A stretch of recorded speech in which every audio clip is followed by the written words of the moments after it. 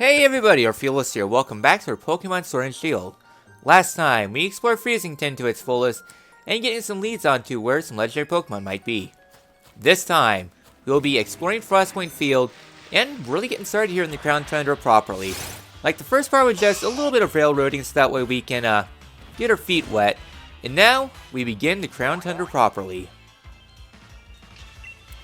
Also, I should mention though, the Crown Tundra is going to be probably the hardest part of the game. Just because you're on your own now. Like, there's not much guidance to this place, and there's quite a few difficult fights here, too.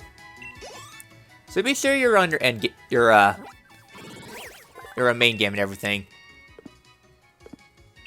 Mostly because we've been dealing with level 70 to 80 Pokemon, so as you can tell, it's going to get a little bit hairy. Now then, as for the Iron Will Pokemon and all that stuff, you're not going anywhere, Dino, except for my experience growth rates. Alright, Convolver is now nice. So yeah, so the thing about the Iron Will Pokemon is that I believe that all the footprints are randomly generated, like they randomly spawned in and everything. So it's not quite so free for you to go about and get them all. It's like, copy my thing and you'll have probably different footprints, all things considered, so yeah. Anyways, over here we'll get grassland Pokemon. Primarily here and in the bed, it'll be primarily grassland Pokemon. I was debating on whether or not to include the grass to do this quest now or later on. I think it's probably best that we do this now so that way we can go through the area more naturally. Anyways, there's a lot of candy strewn about here, so be sure to pick it up as you can. So grassland, there's way more grassland spots than there are in what you need, so you don't have to worry about getting them all. Anyways, I'll go over the Pokemon available here inside this area once we are pretty much done for the episode, because oh boy, there's a lot of new Pokemon in the base part now. Alright, another quick ball here.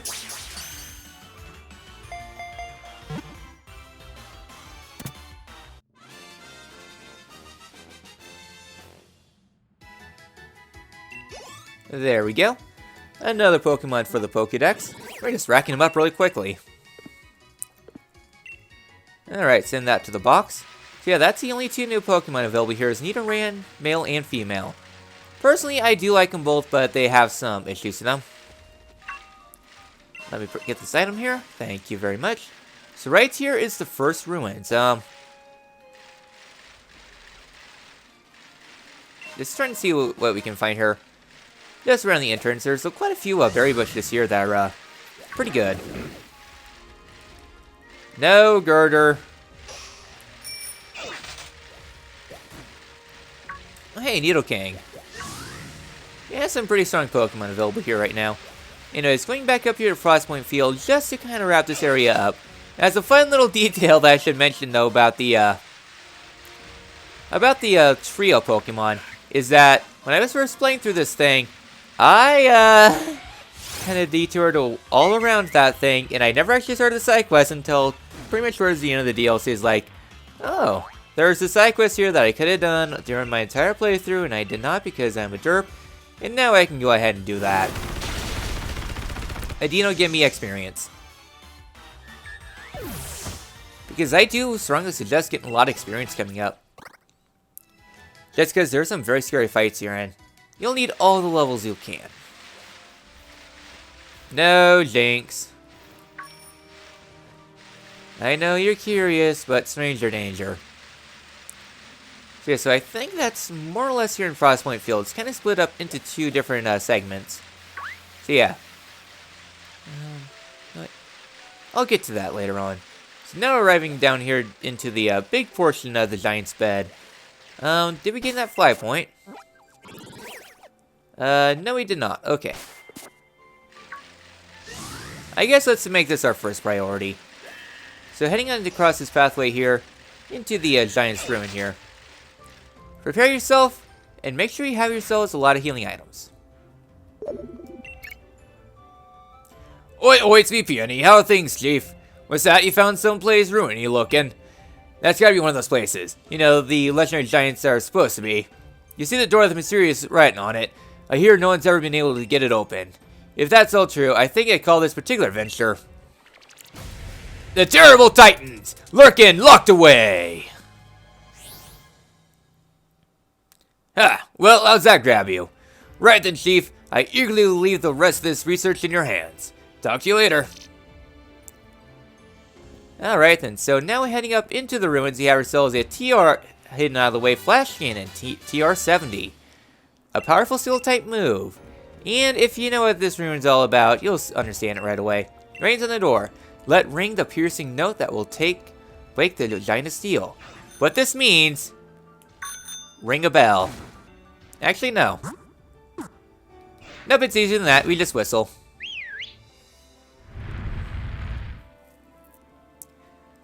And there we go. All you gotta do is just whistle and you'll be able to go on in. So before I head on in, I recommend saving, just to be safe. And plus, if I have any lost footage, I have a spare backup file. So inside this cavern here, we get ourselves a series of notes here. And now, once you press this last one, prepare for a fight against the steel type Pokemon.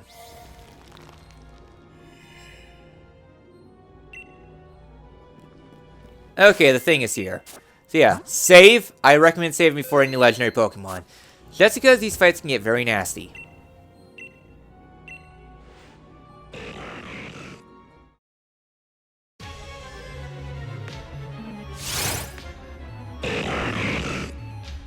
And now, we have the legendary Steel type Pokemon, Registeeling.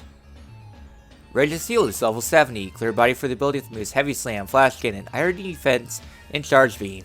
The Kid Gloves are coming off, no more easy legendary Pokemon.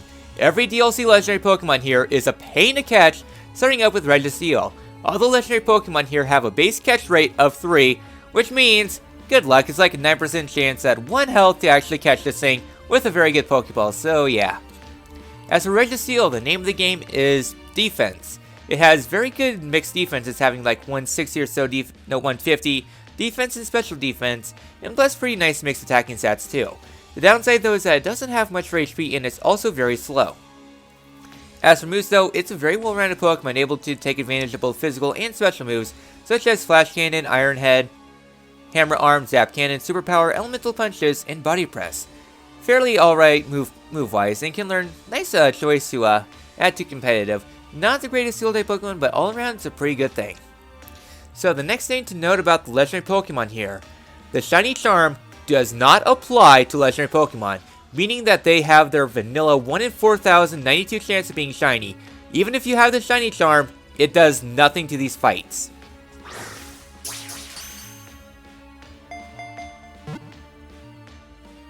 Alright, there we go. There it was. It was like, okay, this is going to be a long fight. Quick ball. Alright, Urshifu 75. Well, here I was preparing for a very long fight, and instead just one quick ball. I guess this episode's going to be very fast. Registeeling's body is made up of strange material that's flexible enough to stretch and shrink, but also more durable than any metal. No, thank you, no need to give you a nickname. Alright then. We completed the first one done. Alright then. Alright, I let ring out a piercing note to wake the steel giant. I was before the door, it opened, and I found Registeeling. Oi, oi, Peony here. Haven't hurt yourself on anything, have you? Come again, you've gone and met the steel giant Registeeling. Yeah, smashing work, Chief. Now take that energy and go catch the others. Keep up the good work. Alright, and that is the first legendary down. And upon catching Registeeling, you unlock yourself a quick travel point here, which is very, very nice. Just so that we will be able to skip travel here whenever you please, which is definitely helpful because skip travel points here are few and far between, but still more plentiful than they were in the Isle of Armor. Then again, in the Isle of Armor, until you did like most of the DLC, you only had 2 fly points. At least here the fly points are a lot more generous and more evenly distributed. Hello there, Nidoqueen.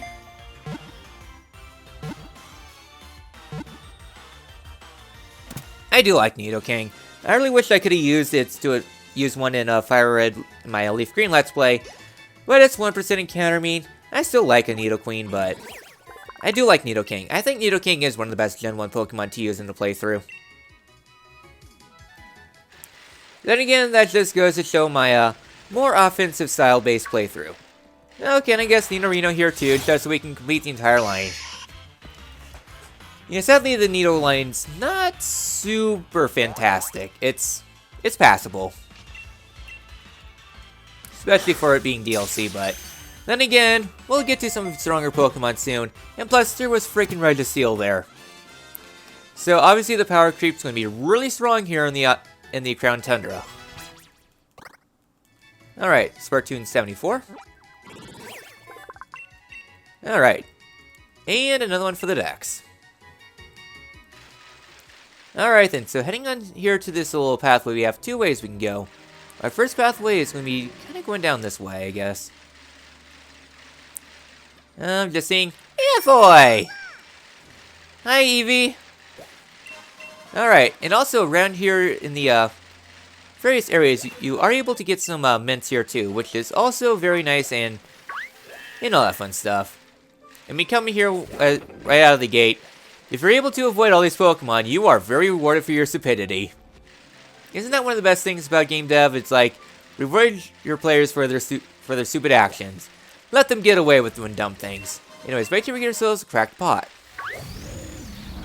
Oh, hi, Stonjourner. Yeah, this is a common spot you can encounter a lot of Stonjourner here.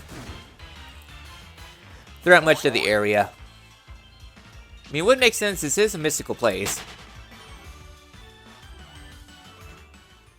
Downside, though, is that they often get in the way. Alright, another serious mint there. So, somewhere around here. Hi, Stonjourner. Yes, right here. There's something written on the old pedestal. Want to read it? January 2nd. Long before long, the ruffian had bent its knee to the king and become its loyal steed. Our people's faith in the king grew firm and unwavering.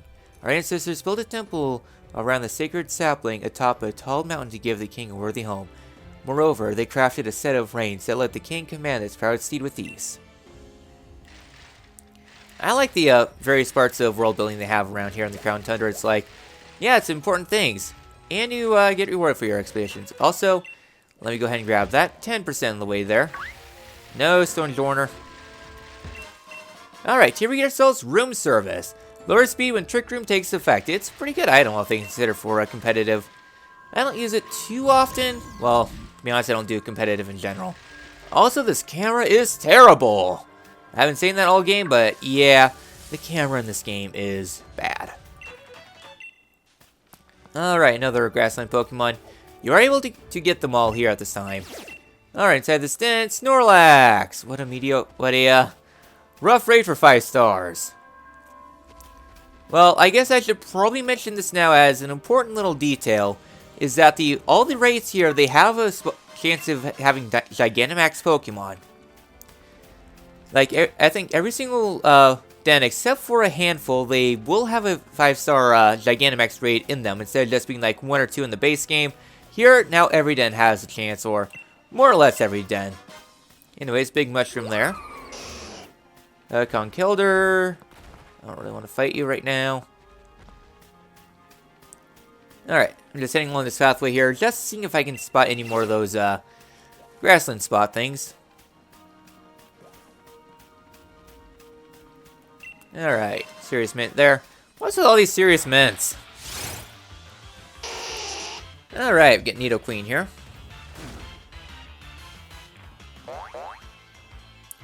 Oh yeah, fun little thing about Nidoqueen is that Nidoqueen and Nidorina cannot breed. For whatever reason. Only the baby form can breed. I do not understand why. This might have been like a like an error a long time ago, but they never fixed it. Yeah, Ironhead.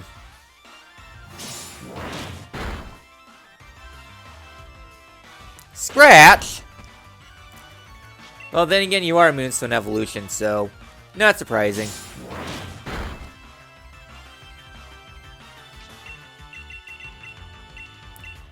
You know, I think you were a harder catch than frickin' Registeeling there, Nidoqueen.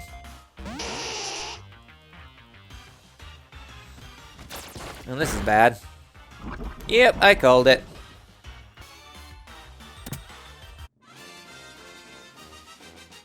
Alright, there we are. Alright, Flahair is 77, just running away in the levels. Alright, then add it to the dex. No need for a nickname, I guess. Now, I'm not really one for naming every Pokemon because I have bad creative energy, okay? Alright. I'll save fishing for later. I don't think there's anything fancy in that den there.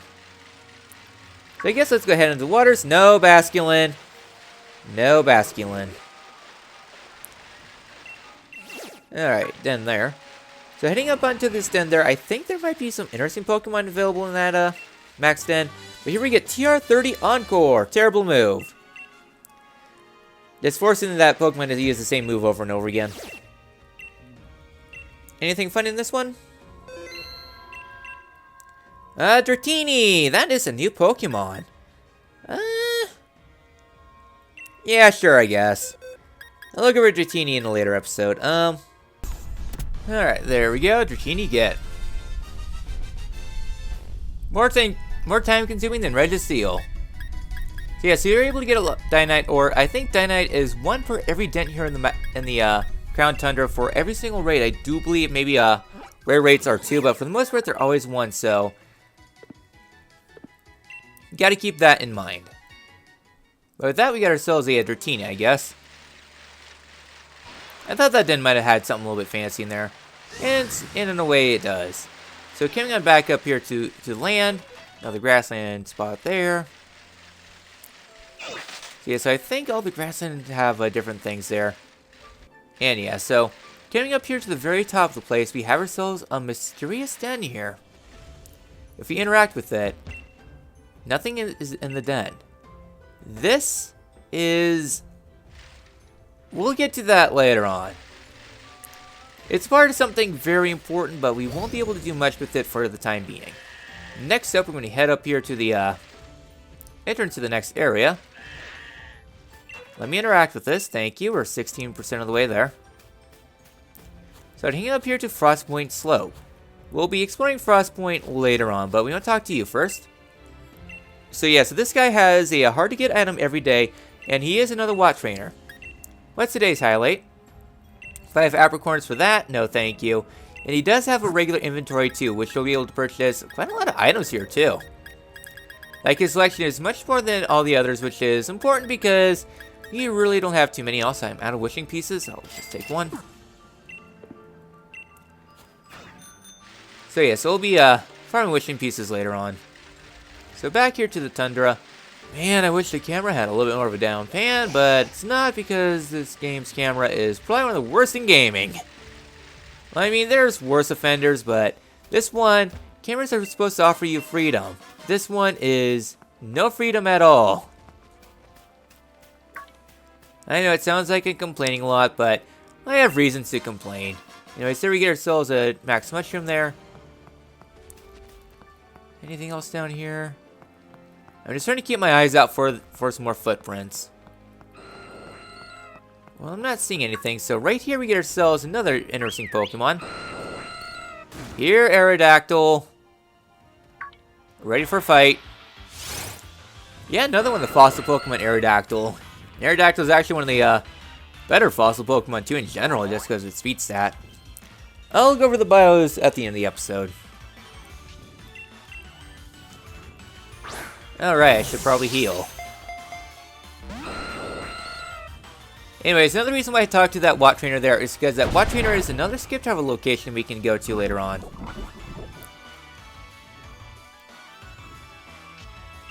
Okay, Zen Headbutt.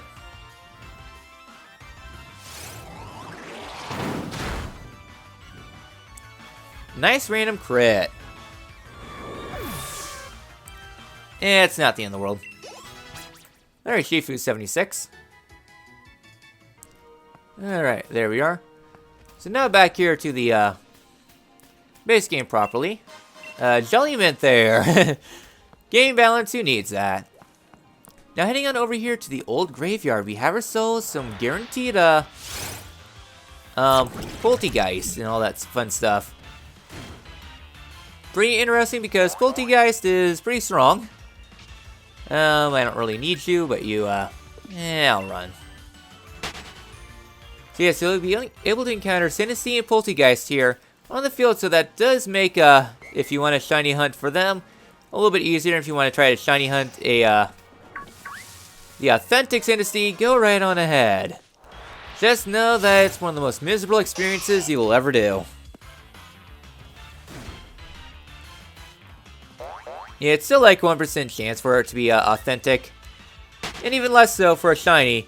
And even less so for being a rare mark. If you manage to get a rare mark authentic Sinistea, congratulations, you just won the lottery.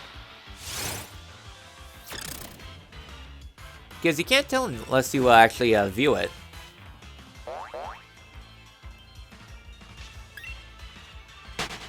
I would have actually screamed if that was a Sinistea.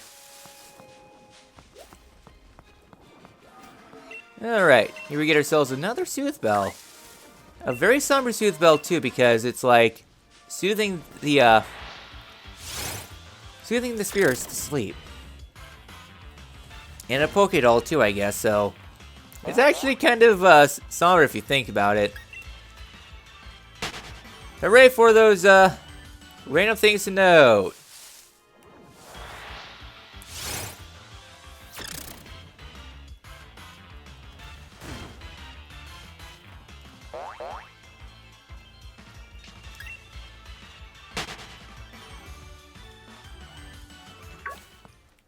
Alright, what was I doing again? Besides getting distracted by Nidorino. I thought there was something I was going to do. Besides, Adino!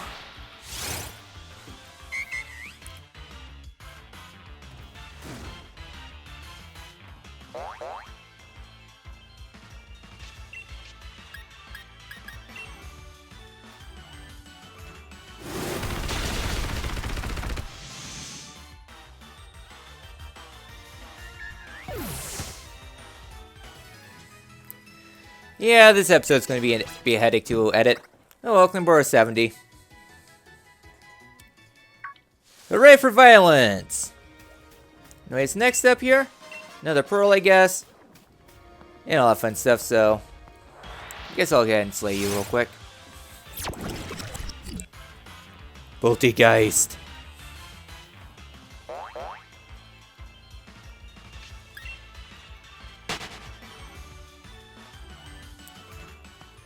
Alright then, so I don't think there's anything else here of note I can think of. Oh, more footprints, I guess. 18%! Alright, at least there's a decent cluster here, I guess.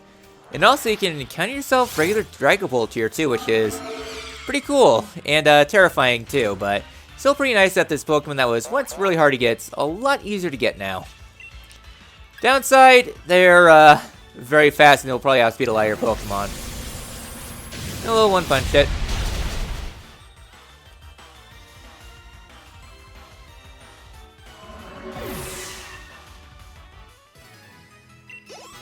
Alright, our guys is 75.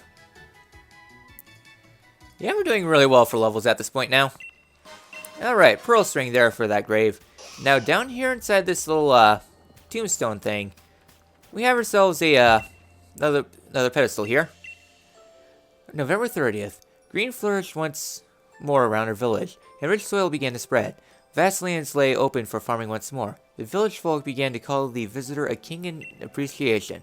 Our village had once been plagued by a ruffian that ran rampant throughout the fields, devouring crops as it pleased. But the king, repleasant in its full power, suddenly spoke to us in our tongue, vowing to reign in the ruffian. So yeah, so chances are that ruffian probably came back to Crown Tundra when the power weakened and all that stuff. Now, where was this guy at? 'Cause I ain't seeing him. Now we get a cleanse tag there, and it's just Shadow Ball. Hooray, Shadow Ball! It's as if I know my graveyards well. If there's a graveyard and it's late game, there's Shadow Ball there. Alright then, so back here in the Giant's bed. Where did this guy go?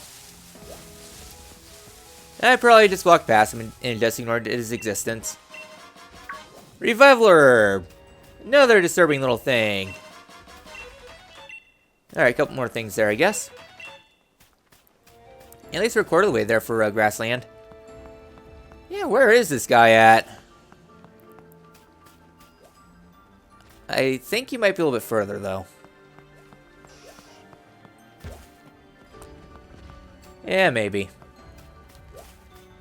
So hanging over here to this little tree thing, you'll want to remember this spot for cooking later on. Okay. So next up in this little area, I need my feet, okay? Give me feet. Don't give me terrible turning radius. Ignore radius, embrace feet. Alright, I guess we'll explore a little bit more of the Giant's Bed, just trying to see where the heck this mayor went.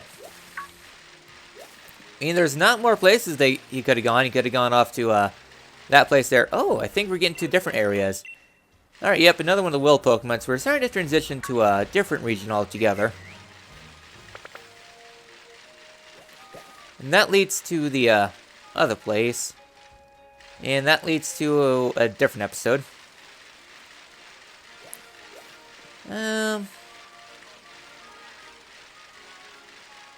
It's another instance of me going around the entire area.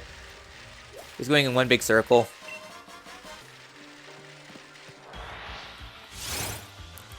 Well, Baxter ran to a neat arena. Oh, well, I guess let's go wrap up this region of the Dex, I guess.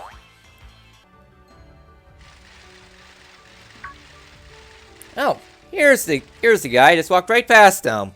Lo and behold, welcome to me. Alas, this field is no good either. The soil is barren. No crop could possibly grow here now. Perhaps the lands of Crown Tundra truly are beyond hope. Oh, what's this? Oh, our dear village visitor. What brings you here? You want to learn more about the loyal seed of the King of Bountiful Harvests? Well, this is hardly the place for storytelling. Come to my home in Freezington. It's better to have a nice chat in the warmth after all. Please visit whenever you're ready. I'll be waiting.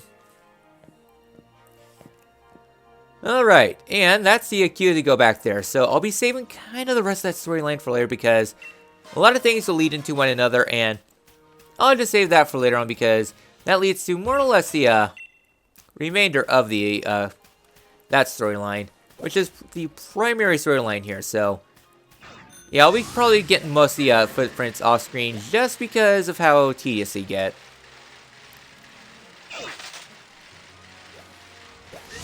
Plus, I think they randomly spawn in too, so it's not quite so easy and free too. So yeah. Anyways, right here, important Electrolyzer evolves Electivire into Electabuzz into Electivire. So really important there if you want to complete the Dex with, but there's easy ways to get those Pokemon. So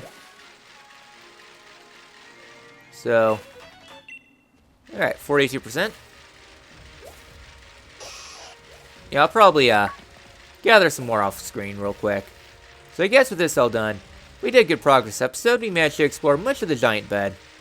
All that fun stuff. And next time, Pokemon Sword and Shield. We'll be doing bios for the rest of the episode just to wrap things up. In the next part, we'll be kind of going over to, gosh, which way do I want to go? We'll go somewhere. I'll think about it. I'll see you all then, and now for bios. Alright then. Now it's time for the bios here inside the Crown Tundra. There aren't too many new Pokemon available in the base part, just a few here and there, so let's get started with Nidoran Male. Nidoran Male is an interesting Poison-type Pokemon. They evolve extremely fast into Nidorino and Nidoking. Nidoking as a Pokemon has very attack focus, having an alright attack set of 102, and pretty balanced other stats. Like a lot of Kanto Pokemon, it follows more of a jack-of-all-trades, master-none approach, with a focus on offense. Its move pool is insane, coupled with sheer force as a hidden ability, makes it a very strong Pokemon. Mega Horn, Poison Jab for level ups, Earthquake is a must, Elemental Punches and Beams, Surf, Rock Slide, Shadow Claw, Smart Strike, Superpower, Dragon Pulse, and quite a few others. It has a very good move pool, which is one of the good things about Nidoran. Sadly though, the main downside is that power creep exists, and now it's just kind of a Pokemon.